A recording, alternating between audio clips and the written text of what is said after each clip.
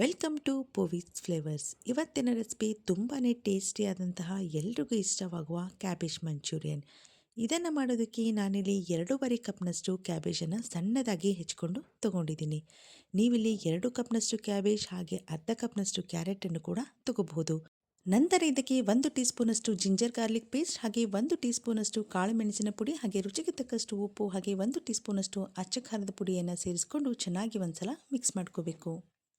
ಈ ರೀತಿ ಇದನ್ನು ಚೆನ್ನಾಗಿ ಮಿಕ್ಸ್ ಮಾಡಿದ ಮೇಲೆ ಇದು ಸ್ವಲ್ಪ ನೀರು ಥರ ಆಗುತ್ತೆ. ಈ ಹಂತದಲ್ಲಿ ಇದಕ್ಕೆ 3 ಟೇಬಲ್ ಸ್ಪೂನಷ್ಟು ಮೈದಾ ಹಿಟ್ಟು ಹಾಗೆ 3 ಟೇಬಲ್ ಸ್ಪೂನಷ್ಟು ಕಾರ್ನ್ಫ್ಲೋರನ್ನು ಸೇರಿಸ್ಕೋಬೇಕು.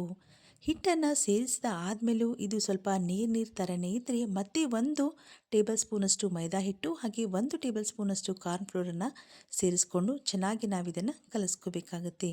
ಈ ರೀತಿಯಾಗಿ ಇದನ್ನು ಚೆನ್ನಾಗಿ ಕಲಿಸ್ಕೊಂಡು ಸಣ್ಣ ಸಣ್ಣ ಉಂಡೆಗಳನ್ನಾಗಿ ಮಾಡ್ಕೋಬೇಕು. ಹಾಗೆ ಯಾರೆಲ್ಲ ಇನ್ನೂ ನಮ್ಮ ಚಾನಲ್ನ ಸಬ್ಸ್ಕ್ರೈಬ್ ಮಾಡದೆ ನೋಡ್ತಾ ಇದ್ದೀರೋ ಪ್ಲೀಸ್ ನಮ್ಮ ಚಾನಲ್ಗೆ ಸಬ್ಸ್ಕ್ರೈಬ್ ಮಾಡ್ಕೊಳ್ಳಿ. ಹಾಗೆ ಈ ವಿಡಿಯೋ ಇಷ್ಟ ಆದರೆ ಪ್ಲೀಸ್ ಒಂದು ಲೈಕ್ ಮಾಡಿ. ಈ ಕ್ಯಾಬೇಜ್ ಬಾಲ್ಸನ್ನು ಸ್ವಲ್ಪ ಚಿಕ್ಕ ಚಿಕ್ಕ ಉಂಡೆಗಳನ್ನಾಗಿ ನಾವಿಲ್ಲಿ ಮಾಡ್ಕೋಬೇಕಾಗುತ್ತೆ. ಏಕೆಂದರೆ ದೊಡ್ಡ ದೊಡ್ಡ ಬಾಲ್ಸ್ಗಳನ್ನಾಗಿ ಮಾಡಿಕೊಂಡ್ರೆ ಸಾಸ್ ಒಳಗಡೆ ಚೆನ್ನಾಗಿ ಇಂಗೋದಿಲ್ಲ. ಅದಕ್ಕೋಸ್ಕರ ಈ ರೀತಿಯಾಗಿ ಚಿಕ್ಕ ಚಿಕ್ಕ ಉಂಡೆಗಳನ್ನಾಗಿ ಮಾಡಿ ಒಂದು ಪ್ಲೇಟಲ್ಲಿ ಎತ್ತಿಟ್ಕೋತಾ ಇದ್ದೀನಿ. ನಂತರ ಇವಾಗ ಒಂದು ಪಾತ್ರೆಗೆ ಎಣ್ಣೆಯನ್ನು ಸೇರಿಸ್ಕೊಂಡು ಎಣ್ಣೆ ಬಿಸಿ ಆದಮೇಲೆ ನಾವು ಮಾಡಿಟ್ಟುಕೊಂಡಂತಹ ಈ ಕ್ಯಾಬೇಜ್ ಬಾಲ್ಸ್ನ ಎಣ್ಣೆಯಲ್ಲಿ ಹಾಕಬೇಕು. ಯಾವುದೇ ಕಾರಣಕ್ಕೂ ಫ್ಲೇಮನ್ನು ಹೈಯಲ್ಲಿ ಇಟ್ಕೊಳ್ಬೇಡಿ. ಲೋ ಫ್ಲೇಮಲ್ಲಿ ಅಥವಾ ಮೀಡಿಯಂ ಫ್ಲೇಮಲ್ಲಿ ಇಟ್ಕೊಂಡು ಇವುಗಳನ್ನು ಚೆನ್ನಾಗಿ ಕ್ರಿಸ್ಪಿ ಆಗೋವರೆಗೂ ನಾವು ಫ್ರೈ ಮಾಡ್ಕೋಬೇಕಾಗುತ್ತೆ. ಗೋಲ್ಡನ್ ಬ್ರೌನ್ ಕಲರ್ ಬರೋವರೆಗೂ ಇವುಗಳನ್ನು ಚೆನ್ನಾಗಿ ನಾವು ಫ್ರೈ ಮಾಡ್ಕೋಬೇಕು. ನಾನಿಲ್ಲಿ ಲೋ ಫ್ಲೇಮ್ನಲ್ಲಿ ಇಟ್ಕೊಂಡು ಇವುಗಳನ್ನು ಫ್ರೈ ಮಾಡ್ಕೋತಾ ಇದ್ದೀನಿ. ಈ ರೀತಿಯಾಗಿ ಕಲರ್ ಚೇಂಜ್ ಆದ ಕೂಡಲೇ ಇವುಗಳನ್ನು ನಾವು ಹೊರಗಡೆ ತೆಗಿಬೇಕು. ಈ ಕ್ಯಾಬೇಜ್ ಮಂಚೂರಿಯನ್ ಕೂಡ ಗೋಬಿ ಮಂಚೂರಿಯನ್ ಥರನೇ ತುಂಬಾ ಟೇಸ್ಟಿಯಾಗಿ ಬರುತ್ತೆ. ಖಂಡಿತ ಈ ರೆಸಿಪಿನ ಒಂದ್ಸಲ ಟ್ರೈ ಮಾಡಿ ನೋಡಿ. ಹಾಗೆ ಹೇಗೆ ಬಂದಿದೆ ಅಂತ ಮರೆಯದೆ ನಮಗೆ ಕಮೆಂಟ್ ಮಾಡಿ ತಿಳಿಸಿ. ನಾನಿಲ್ಲಿ ಅದೇ ರೀತಿಯಾಗಿ ಎಲ್ಲ ಕ್ಯಾಬೇಜ್ ಬಾಲ್ಸ್ಗಳನ್ನು ಸೇರಿಸ್ಕೊಂಡು ಫ್ರೈ ಮಾಡ್ಕೋತಾ ಇದ್ದೀನಿ.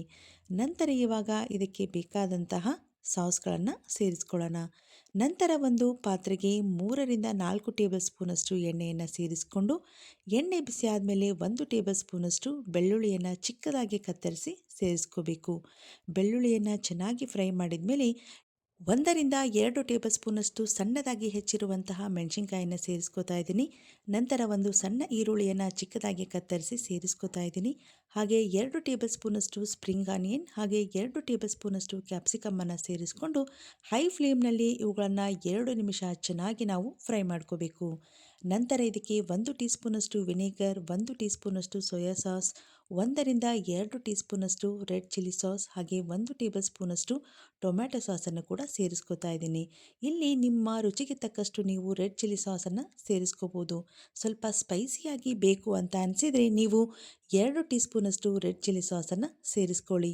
ನಂತರ ಇದಕ್ಕೆ 1/4 ಟೀ ಸ್ಪೂನಷ್ಟು ಸಕ್ಕರೆಯನ್ನು ಸೇರಿಸ್ಕೊಂಡು ನಂತರ ಇದಕ್ಕೆ ಅರ್ಧ ಟೀ ಸ್ಪೂನಷ್ಟು ಕಾಳು ಮೆಣಸಿನ ಪುಡಿ ಹಾಗೆ ರುಚಿಗೆ ತಕ್ಕಷ್ಟು ಉಪ್ಪನ್ನು ಸೇರಿಸ್ಕೊಂಡು ಹೈ ಫ್ಲೇಮ್ನಲ್ಲಿ 2 ನಿಮಿಷ ಚೆನ್ನಾಗಿ ಇದನ್ನು ಮಿಕ್ಸ್ ಮಾಡ್ಕೋಬೇಕು. ನಂತರ ಒಂದು ಬಟ್ಟಲಿಗೆ ಅರ್ಧ ಟೇಬಲ್ ಸ್ಪೂನಷ್ಟು ಕಾರ್ನ್ಫ್ಲೋರ್ ಹಾಗೆ 2 ಟೇಬಲ್ ಸ್ಪೂನಷ್ಟು ನೀರನ್ನು ಸೇರಿಸ್ಕೊಂಡು ಗಂಟಿಲ್ಲದಂತೆ ಚೆನ್ನಾಗಿ ಮಿಕ್ಸ್ ಮಾಡಿ ಇದಕ್ಕೆ ಸೇರಿಸ್ಕೋಬೇಕಾಗುತ್ತೆ. ಈ ಕಾರ್ನ್ಫ್ಲೋರನ್ನು ಸೇರಿಸಾದ್ಮೇಲೆ ಮತ್ತೆ 2 ನಿಮಿಷ ಲೋ ಫ್ಲೇಮಲ್ಲಿ ಚೆನ್ನಾಗಿ ಇದನ್ನು ಮಿಕ್ಸ್ ಮಾಡ್ಕೋಬೇಕು. ನಂತರ ಇದಕ್ಕೆ 2 ಟೇಬಲ್ ಸ್ಪೂನಷ್ಟು ನೀರನ್ನು ಸೇರಿಸ್ಕೊಂಡು ಒಂದ್ಸಲ ಚೆನ್ನಾಗಿ ಮಿಕ್ಸ್ ಮಾಡ್ಕೊಳ್ಳಿ. ಈ ಹಂತದಲ್ಲಿ ಇದಕ್ಕೆ ಫ್ರೈ ಮಾಡಿದಂತಹ ಕ್ಯಾಬೇಜ್ ಬಾಲ್ಸನ್ನು ಸೇರಿಸ್ಕೊಂಡು ಸ್ವಲ್ಪ ನಿಧಾನವಾಗಿ ಇವುಗಳನ್ನು ಚೆನ್ನಾಗಿ ನಾವು ಮಿಕ್ಸ್ ಮಾಡ್ಕೋಬೇಕಾಗತ್ತೆ. 2ರಿಂದ 3 ನಿಮಿಷ ಲೋ ಫ್ಲೇಮ್ನಲ್ಲಿ ಇಟ್ಕೊಂಡು ಇವುಗಳನ್ನು ಚೆನ್ನಾಗಿ ಒಂದ್ಸಲ ಮಿಕ್ಸ್ ಮಾಡ್ಕೊಳ್ಳಿ. ಈ ರೀತಿ ಮಿಕ್ಸ್ ಮಾಡುವಾಗ ಸ್ವಲ್ಪ ನಿಧಾನವಾಗಿಯೇ ನಾವು ಮಿಕ್ಸ್ ಮಾಡ್ಕೋಬೇಕಾಗತ್ತೆ. ನಂತರ ಇದಕ್ಕೆ 1ರಿಂದ 2 ಟೇಬಲ್ ಸ್ಪೂನಷ್ಟು ಸ್ಪ್ರಿಂಗ್ ಆನಿಯನ್ನ ಸೇರಿಸ್ಕೋಬೇಕು. ಹಾಗೆ 1 ಟೇಬಲ್ ಸ್ಪೂನಷ್ಟು ಕ್ಯಾಬೇಜನ್ನು ಚಿಕ್ಕದಾಗಿ ಅಥವಾ ಉದ್ದವಾಗಿ ಕತ್ತರಿಸಿ ಸೇರಿಸ್ಕೊಳ್ಳಿ. ಇಲ್ಲಿ ಕ್ಯಾಬೇಜನ್ನು ಸೇರಿಸ್ಕೊಳ್ಳೋದು ಆಪ್ಷನಲ್. ನೀವು ಬೇಕು ಅಂದರೆ ಸೇರಿಸ್ಕೋಬೋದು ಅಥವಾ ಸ್ಕಿಪ್ ಕೂಡ ಮಾಡ್ಕೋಬೋದು. ಈ ರೀತಿಯಾಗಿ ಸ್ಪ್ರಿಂಗ್ ಆನಿಯನ್ ಮತ್ತು ಕ್ಯಾಬೇಜನ್ನು ಸೇರಿಸಿದ ಮೇಲೆ ಒಂದ್ಸಲ ಚೆನ್ನಾಗಿ ಮಿಕ್ಸ್ ಮಾಡಿಕೊಂಡ್ರೆ ಆಯಿತು. ತುಂಬಾ ಟೇಸ್ಟಿಯಾದಂತಹ ಹಾಗೆ ಎಲ್ರಿಗೂ ಇಷ್ಟವಾಗುವಂಥ snacks ready. Thank you for watching.